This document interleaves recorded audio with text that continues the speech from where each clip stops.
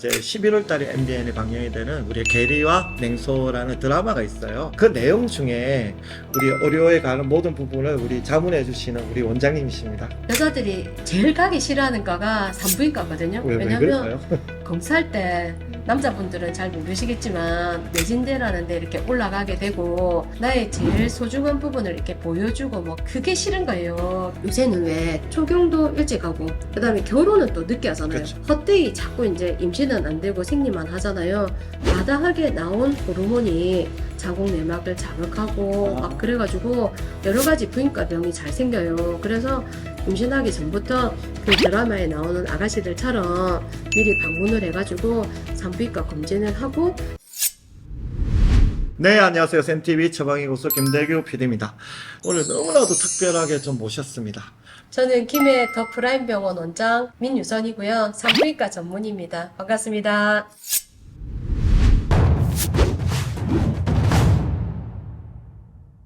제가 이 원장님을 어떻게 알게 됐냐면 저희가 이제 11월 달에 방영이 되는 MBN에 방영이 되는 우리 게리와 냉소라는 드라마가 있어요. 그 내용 중에 산부인과에서 필수적으로 이렇게 해야 되는 검사라든지 우리 그런 부분들을 공익적으로 하기 위해서 이제 드라마 내용으로 담았어요. 그 부분에 대해서 우리 의료에 관한 모든 부분을 우리 자문해 주시는 우리 원장님이십니다. 지금 우리 드라마 내용 중에 보면 사실 산후와 상관없이 여성분이라면 반드시 해야 되는 그 자전 진료라든지 검사라든지 이런 게 많은 검진 이런 분이 많은데 참 바빠서 그런지 참 신경을 못 쓰는 것 같아요. 그죠? 그 부분에서 좀 설명을 좀 해주시겠습니까? 바쁘기도 바쁘지만 여자들이 제일 가기 싫어하는 과가 산부인과거든요. 왜 왜냐면 그럴까요?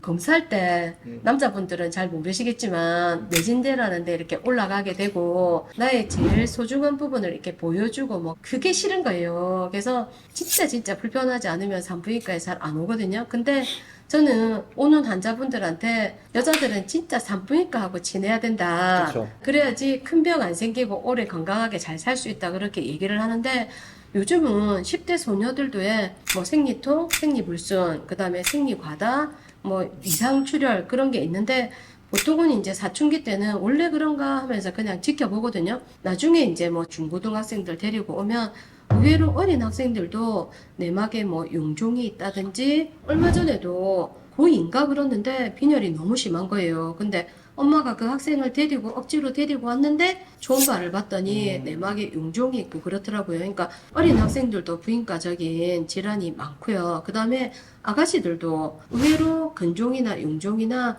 자궁 내막종이나 몰랐던 그런 질환들이 발견되는 경우가 많거든요. 그때 이제 증상이 있어서 오면은 이미 뭔가 병을 키워서 오는 그쵸. 경우가 많으니까 미리 이제 진료를 하는 게 중요하고 요새는 왜 초경도 일찍 하고 그 다음에 결혼은 또 늦게 하잖아요. 그쵸. 한 30 넘어서 하고 그러면 임신을 하기 위해서 이제 호르몬 변화 때문에 배란도 일어나고 생리를 하는 건데 헛되이 자꾸 이제 임신은 안 되고 생리만 하잖아요. 마다하게 나온 호르몬이 자궁 내막을 자극하고 막 그래가지고 여러 가지 부인과 병이 잘 생겨요. 그래서 임신하기 전부터 그 드라마에 나오는 아가씨들처럼 미리 방문을 해가지고 산부인과 검진을 하고 뭔가 내 몸에 문제는 없는지 나중에 임신하는데 무슨 방해가 될 만한 어떤 일은 없는지 확인을 해보면 좋고 그 드라마에 나오는 그 두 분은 되게 현명하신 분인 것 같아요. 뭐 계속 우리가 중요성을 많이 이야기를 하잖아요. 저 방금도 제가 깜짝 놀랐는데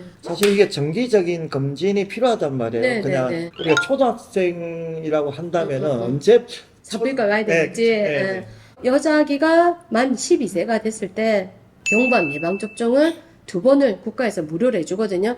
그때 이제 산부인과 방문하셔서 그때가 딱 2차 성징이 일어날 때잖아요. 조경은 했는지, 생리통은 없는지, 뭐 생리양은 없는지, 그때 이제 어머니가 궁금하신 거를 산부인과 의사한테 물어보면 좋죠. 우리 초등학교 아이가 이런 생각을 하기는 힘들 거고 결국 엄마 일인 것 같아요. 엄마의 일인데 그래서 지금 우리 그쵸 3, 40대 우리 어머니들이 많이 보실 것 같은데 이 부분을 좀 많이 모르시죠. 네, 맞아요. 애기들을 데리고 와야 되는데 그러니까요. 놓치는 경우가 많더라고요. 초경이 되었다, 사춘기가 되었다 그러면 산부인과에 와서 예방접종도 하시고 또 궁금한 걸 물어보고 또 애기하고 같이 공부하고 그러면 좋을 것 사실은 같아요. 그때부터가 네. 조기 교육인 것 같아. 거기서 맞습니다. 그때부터 네. 산부인과랑 친해져야 네, 될 것 같아. 네, 맞습니다. 그렇죠. 이게 참 여자분들인데도 그 산부인과에 대한 네. 약간 그게 있긴 한 것 같아요. 그죠? 생리통 심하고 막 그래도 아 원래 그런갑다. 약 먹고 말고 진통제 먹고 말고. 여자들이 겪어야 되는 일인갑다. 그래갖고 그냥 지나가는데 증상이 심하거나 그러면 초음파 검사는 간단하거든요. 초음파 보고 이상이 없는지 그런 것도 상담을 하고요. 또 이제 생리통 약 복용하는 것도 아프고 나서 먹는 것보다는 아, 생리가 그래. 시작이 되었다. 아프기 전에 미리 먹는 게 진통제를 먹는 게 효과도 좋거든요. 여러 가지 다른 방법이 있으니까 산부인과하고 어린 학생이라도 아가씨라 하더라도 친해지면 좋겠습니다. 그러면 지금 방금 말씀하신 네. 그 초기 진단 중에 네. 그 외에 또 뭐 네. 다른 같이 해야 네, 될 네. 것들이 있나요? 내가 어떤 증상을 느끼고 어떻게 불편하느냐 그게 제일 중요하고요. 그 다음에 증상이 없을 때 이제 병원에 오시게 되면 검진을 하잖아요. 산부인과 검진에서 제일 중요한 거는 이제 초음파 검사. 초음파를 보면은 뭐 자궁, 난소 비교적 정확하게 다 파악이 되거든요. 혹시라도 나는 몰랐지만 뭐 근종이나 다른 질환이 있는지 확인을 할 수 있고 만약에 확인이 됐는데 증상이 없다 그러면 이제 뭐 3개월, 6개월, 1년 그런 식으로 주기적으로 이제 관찰을 해서 그게 커지는지 어쩌는지 확인을 하고요. 근종 같은 경우에도 너무 커지면 수술을 하거나 그렇게 해야 되잖아요. 근데 근종이 커지게 발견이 되면 약물로 뭔가 예방을 하고 억제할 수 있는 방법들이 있거든요. 주기적인 검진이 중요한 것 같고, 그 다음에 경부암 검사는 만 20세부터 국가에서 하라고 그쵸. 하거든요. 2년에 한 번씩 하라고 문자도 날리고 막 우편물도 오고 그러는데 그것도 잘 안 챙겨요. 그래서 우리 여성 같은 경우에는 경부암 검사 2년마다 나오고 또 유방암 검사도 뭐 40세 이후에는 하라고 날라오거든요.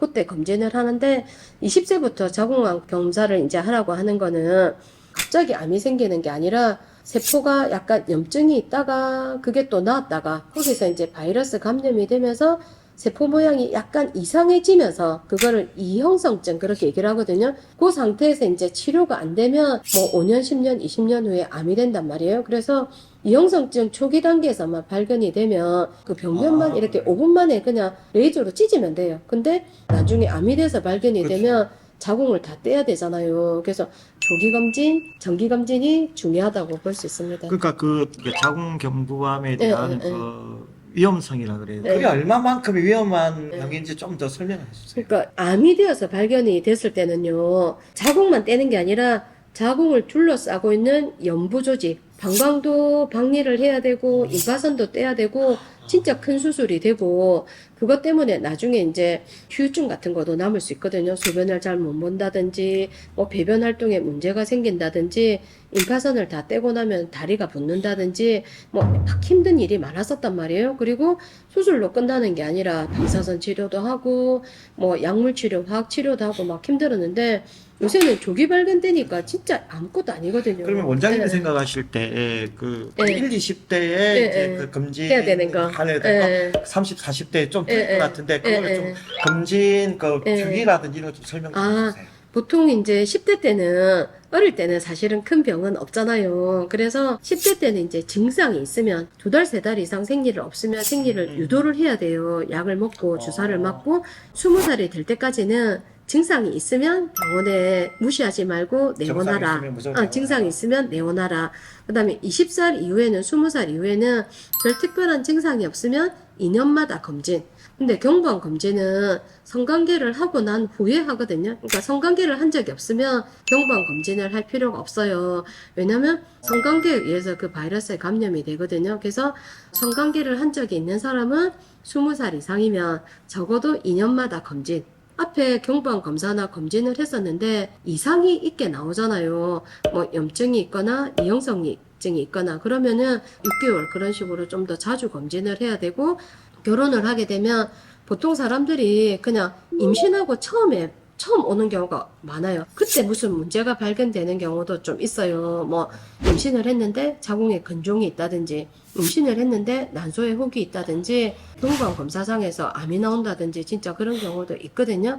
임신을 계획하고 있는 분이라면 적어도 한 3개월 전에는 병원에 방문을 하셔서 초음파도 보고 암 검사도 하고, 그 다음에 이제 폐경이 되잖아요. 그럼 에스트로겐이 확 줄잖아요. 그러면 느끼는 증상도 그렇고 안 느끼는 몸의 변화도, 신체 변화도 크거든요. 그래서 호르몬 치료를 하는 게 좋은데, 그때도 만약에 내가 유방에 혹이 있거나 암이 있거나 자궁에 혹이 있거나 암이 있거나 그러면 문제가 될 수 있거든요. 그래서 이제 1년마다 검진을 하면서 호르몬 치료를 하는 게 좋거든요. 이 부인과 질환이라는 예, 부분들이나 어떤 생리작용이라는 게 예. 심리적인 게 상당히 크잖아요. 예. 심리적인 예, 어떤 치료도 예. 병행을 많이 하는 것도 되게 중요하다고 생각을 했는데 그 부분 좀 예. 말씀해 주시죠.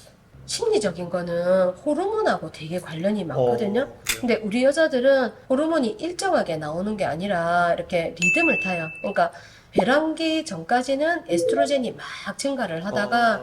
그 다음에 배란이 되고 생리하기 전까지는 프로게스테론이라는 호르몬이 막 나오는데, 그 여성 호르몬이 스트레스 호르몬 영향을 많이 받아요. 그래서 우리 여자들 산부인과에 오시는 분들 중에서 생리불순으로 오시는 분들 많단 말이에요. 그러면 잠은 잘 자는지, 거의 대부분이 식사는- 스트레스. 식사는 잘하는지, 스트레스 받는 일은 없었는지, 요새 체중이 또 갑자기 늘거나 찌지는 않았는지 그런 걸 물어보는 게, 이런 스트레스와 여성 호르몬, 그다음에 여성 질환이 많은 영향을 미치기 때문에 그렇고, 그다음에 먹는 음식도 되게 중요하거든요. 왜냐면 뇌하고 장하고 연결이 돼 있거든요. 그렇게. 그런 게 먹는 거하고도 상관이 있기 때문에 좋은 음식을 먹자고 늘 강조를 하거든요. 근데 좋은 음식의 기준은 영양소가 제대로 있는 음식인가? 그 다음에 현대인들한테 제일 부족한 게 섬유질이잖아요. 섬유질이 많은 음식인가? 특히나 이제 산모들은 뱃속의 아기 건강을 위해서는 산모들이 이제 건강한 음식을 먹어야 되고, 산모가 받는 스트레스가 또 애기한테 영향을 미치거든요. 그래서